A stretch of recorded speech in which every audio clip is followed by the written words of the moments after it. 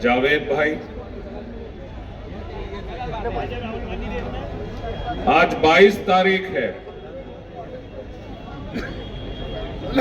यूं तो हर दिन एक नई तारीख आती है और हम कैलेंडर के पन्ने पलटकर नई तारीख के लिए चले जाते हैं।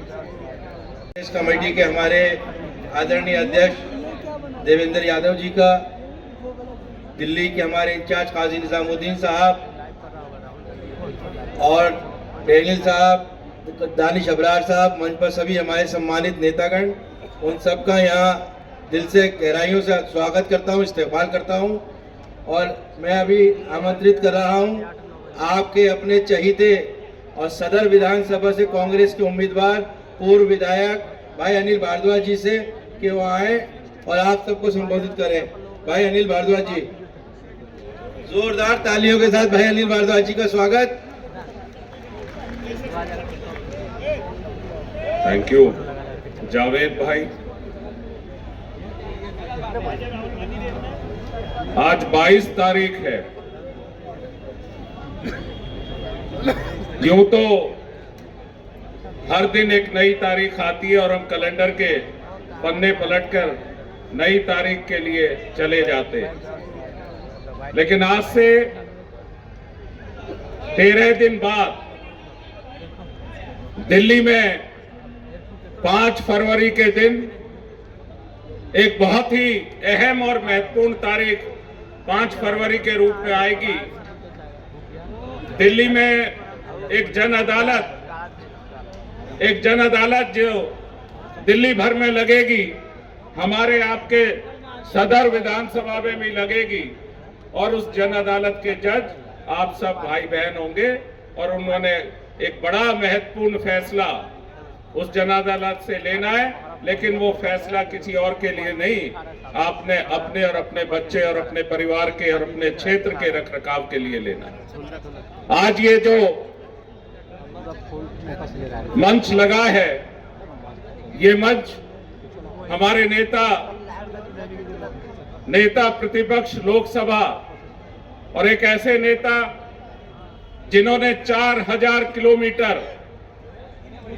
कन्याकुमारी से लेकर कश्मीर तक भारत जोड़ो यात्रा के माध्यम से देश के लोगों की दुख और तकलीफ और परेशानियों को जानने का, समझने का, लोगों की कल्चर और लोगों के साथ साझेदारी निभाने का काम किया। देश नहीं बल्कि दुनिया में शायद ये सबसे लंबी किसी राजनेता द्वारा की गई यात्रा थी। उस भारत जोड़ो यात्रा से निकलकर तब कर श्री राहुल गांधी जी आज इस देश के नेता प्रतिपक्ष के रूप में गरीब, दलित, शोषित, अल्पसंख्यक और उन लोगों के लिए जिन्हें उनकी जरूरत है उनके लिए काम कर रहे हैं। आज ये मंच उसी हमारे नेता आदरणीय राहुल गांधी जी का मंच है और इस मंच पर हम कहना चाहते हैं दिल्ली के लोगों के साथ न्याय के लिए लड़ाई लड़ने के लिए, क्योंकि न्याय यात्रा, यहां देवेंद्र यादव जी बैठे हैं, हमारे भाई जो दिल्ली कांग्रेस के सदर हैं और आज की इस बैठक की, आज की इस मीटिंग की अध्यक्षता कर रहे हैं। 1 महीना दिल्ली भर में हमारे सदर से भी 2 दिन वो यात्रा निकल के गई, दिल्ली न्याय यात्रा, जिसमें दिल्ली के लोगों की दुख और तकलीफ को दिल्ली कांग्रेस ने और अध्यक्ष श्री देवेंद्र यादव जी ने लोगों से समझकर, जानकर लोगों के बीच अपने एजेंडा पेश किया। मैं श्री देवेंद्र यादव जी का स्वागत करता हूं और हमारे कांग्रेस परिवार के सभी सम्मानित नेताओं का, हमारे प्रभारी आदरणीय काजी निजामुद्दीन साहब और हमारे सभी यहाँ जो कांग्रेस के वरिष्ठ नेता इस मंच पे बैठे हैं, इन सब का बहुत बहुत स्वागत और इस्तकबाल करता हूं। मैंने कहा कि ये मंच आदरणीय राहुल गांधी जी का मंच है, वो आएंगे और हमारी इस रैली को, इस जनसभा को अपना उद्बोधन और संबोधन देंगे। उससे पहले मैं कहना चाहता हूं कि दिल्ली के लोगों की जो दुख और तकलीफ और पीड़ा थी, उसको श्री देवेंद्र यादव जी ने और हम सब साथियों ने, कांग्रेस के मित्रों ने आपस में बांटकर साझेदारी की, देखा क्या क्या दिल्ली के लोगों की तकलीफ है। तो तकलीफ तो भाई हमारे भाई बहनों की, दिल्ली के नागरिकों की तकलीफ बहुत ऊपर तक आ चुकी, बहुत दर्द है, बहुत परेशानी और पीड़ा है, क्योंकि 11 साल की ये निकम्मी और नकारा सरकार, इसने दिल्ली के लोगों को कुछ नहीं दिया सिवाय वायदे, नारे, झूठे प्रलोभन, असत्य बयानी और बार बार तारीख पे तारीख बदलने का काम। इस सरकार ने अगर दिल्ली के लोगों को लगातार कुछ छला है, कुछ ठगा है, कुछ धोखा दिया है। वो कहते हैं ना कि अपनी ही करनियों का फल है, अपनी ही करनियों का फल है, अच्छाइयां रुसवाइयां आपके पीछे चलेंगी, आपकी परछाई। जो आप काम करते हैं, जो आप सेवा करते हैं, जो आप लोगों के लिए दिन रात मेहनत करते हैं, तो वो लोग आपको सर माथे बिठाते हैं। लेकिन यहां तो लोगों के साथ हमेशा 11 साल से लगातार एक ऐसी सरकार, और मैं कहूंगा कि दोनों ऐसी सरकार जो दिल्ली में काम कर रही है, उन्होंने लोगों के जनहित और जन कल्याण को पीछे छोड़ दिया। और सिर्फ वो लोग जो दिल्ली की सियासत में आने से पहले इंडिया अगेंस्ट करप्शन का एक मंच लगा था रामलीला मैदान में, उस रामलीला मैदान में श्री अन्ना हजारे साहब ने कहा था कि हम करप्शन के खिलाफ अपनी आवाज बुलंद करने यहां रामलीला मैदान में धरने और अनशन पे बैठे। और यहां से किसी भी तरह का राजनीतिक संदेश या किसी भी तरह का राजनीतिक मंच या पार्टी नहीं बनेगी। लेकिन बनी दिल्ली के पूर्व मुख्यमंत्री श्री अरविंद केजरीवाल जी ने एक पार्टी बनाई। हमने आपने उस पार्टी के कारगुजारियों को और कामों को देखा। दिल्ली के लोगों से कहा गया कि आप एक बार हमें मौका दीजिए, हम व्यवस्था परिवर्तन करना चाहते हैं, हम सिटीजन चार्टर लागू करना चाहते हैं, हम दिल्ली में रहकर सिर्फ 1-2 कमरों के मकान से लोगों की सेवा करना चाहते हैं, हमें वीआईपी कल्चर चाहिए ही नहीं, हमें सिक्योरिटी चाहिए ही नहीं, हम तो आम जनता के बीच आम जनता की तरह से रहकर दिल्ली के अंदर सरकार चलाना चाहते हैं। लेकिन हुआ क्या? आप एक सरकार 49 दिन के बाद चुनी हुई सरकार, जिससे आपने कांग्रेस के समर्थन से सरकार बनाई और हमारे नुमाइंदों को बिना बताए ये कहते हुए आप सरकार घेरते हैं कि हम दिल्ली की जनता से 2/3 मेजोरिटी मांगते हैं क्योंकि हम जन लोकपाल लागू करना चाहते हैं। मैं पूछना चाहता हूं, आज जब दो बार 2/3 मेजोरिटी से दिल्ली की इस महान जनता ने आप पार्टी को सरकार बना के दी, तो कहां है जन लोकपाल? श्रीमान जी, कहां है जन लोकपाल? शब्द ही आपकी डिक्शनरी में नहीं है। और आप जो कहते थे कि ये 70 कट्टर ईमानदार लोगों को आप वोट दीजिए, वो 70 कट्टर ईमानदार लोगों का नकाब उतर गया है। 11 साल से उस आम जनता को, उस हमारे कमजोर, आर्थिक रूप से कमजोर भाई बहनों को, जिनको आपने वायदे तो बहुत किए, लेकिन दिया क्या? दिल्ली में एक नया राशन कार्ड पिछले 11 साल में नहीं बनता। दिल्ली में एक नाम राशन कार्ड में दर्ज नहीं होता।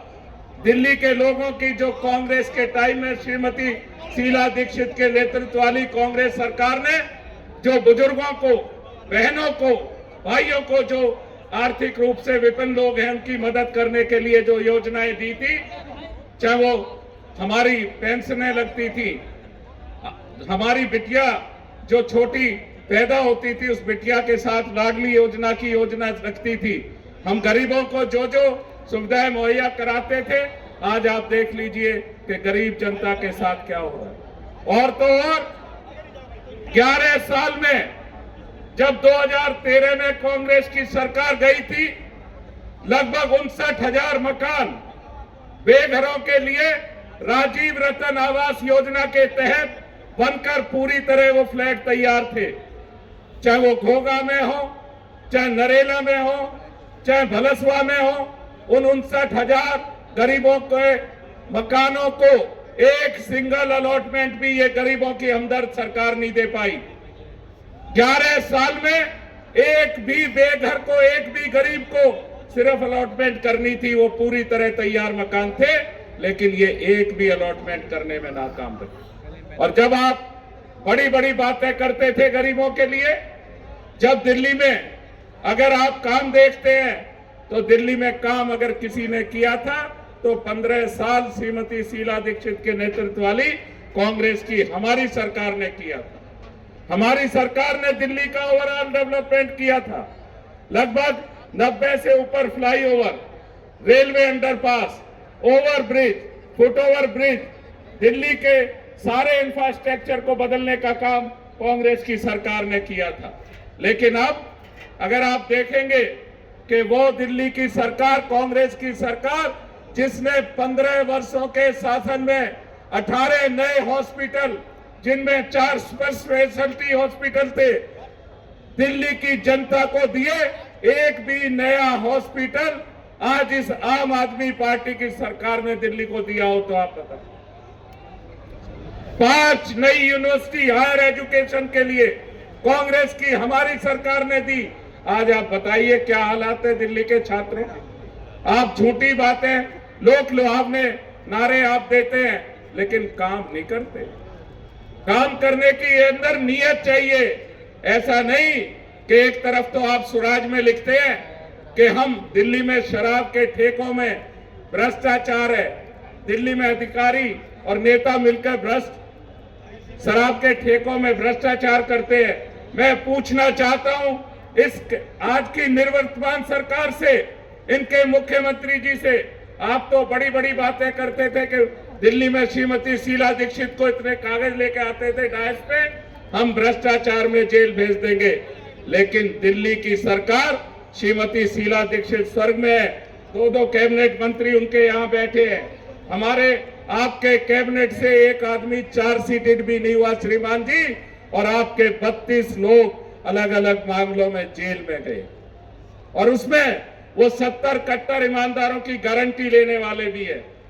आप तो कहते थे स्वराज में हम नई आबकारी नीति दिल्ली को देंगे, जिसमें हम RWA से, NGO से, ग्रामीण समितियों से, महिलाओं से, समितियों से हम पूछेंगे कि आपके आसपास किस तरह का शराब के दुकानों के लिए हम खोल सकते या नहीं खोल सकते। लेकिन जब दिल्ली की जनता, जब दिल्ली जैसी बदनसीब राजधानी सबसे ज्यादा हर्ट हुई, जब सबसे ज्यादा परेशानी के दौर से गुजर रही थी, जब दिल्ली के हमारे लोग अपनी जान जोखिम में थी, दिल्ली के लोगों ने हजारों की तादाद में जिनकी जान गई उस कोरोना महामारी के दौरान, आप अगर कुछ काम कर रहे थे तो लोगों की सेवा की जगह वो भ्रष्ट आबकारी नीति बना रहे थे, जिसमें आपने 58 ऐसे कॉरपोरेशन वार्ड, जिसमें दिल्ली में एक भी ठेका नहीं था, लेकिन आपने क्या एक भी RWA NGO किसी से पूछा इस सरकार ने कि हमें कहां शराब की दुकान खोलनी चाहिए?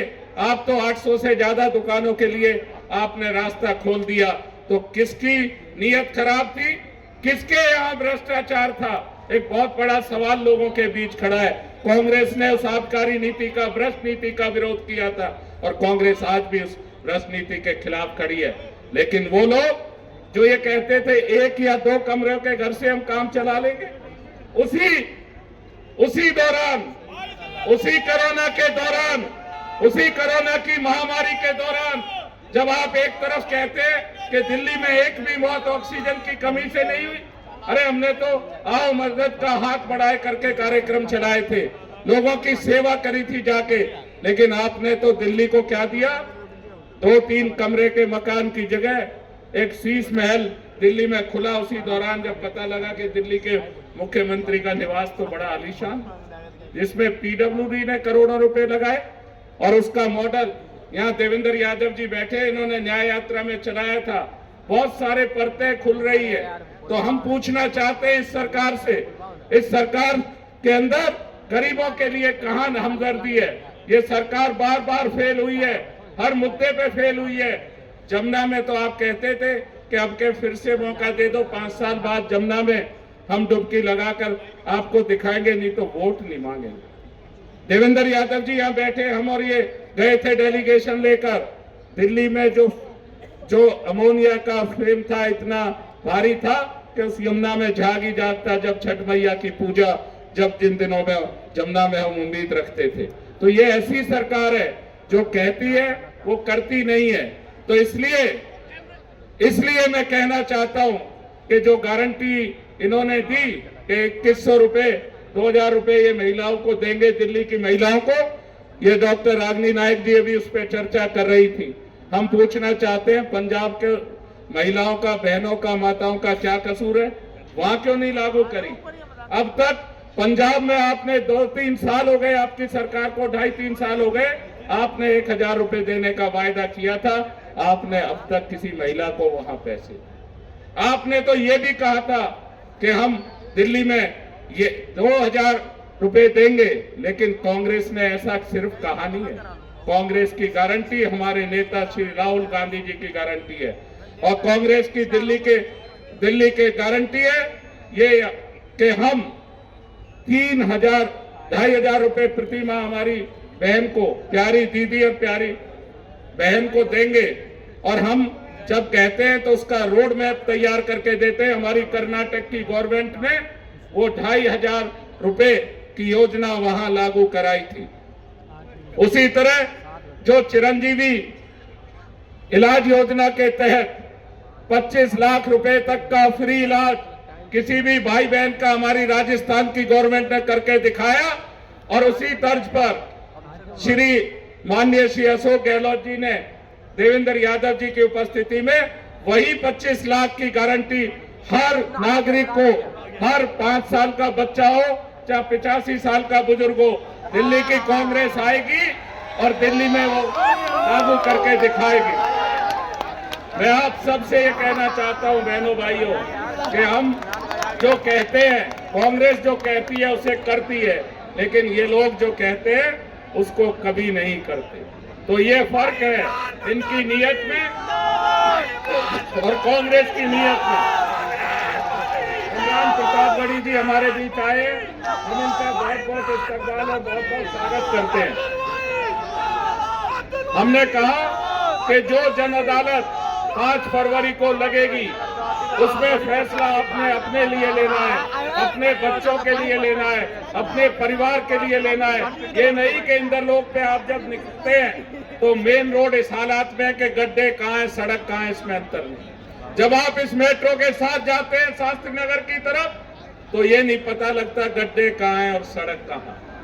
जब आप जल मांगते हैं, जो पार्टी कहती थी कि हम जल नल से देंगे और स्वच्छ जल देंगे, लेकिन आप गवाह इस बात के, ये सारे हमारे रेजिडेंट यहाँ दयाबस्ती और शहजादाबाद के हमारे स्लम के रहने वाले लोग भी इस बात के गवाह है कि उनको जल मिलता नहीं है। गर्मियों में अपने परिवार को बचाने के लिए खरीद के जल पीना।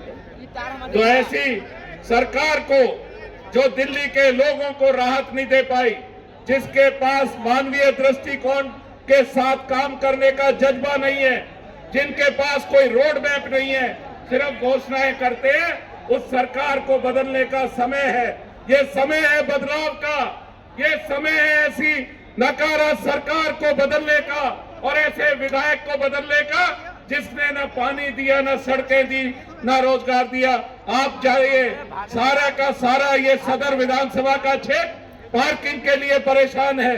एक भी पार्किंग का काम यहाँ शुरू भी नहीं हुआ। ऐसी ये सरकार है। तो हम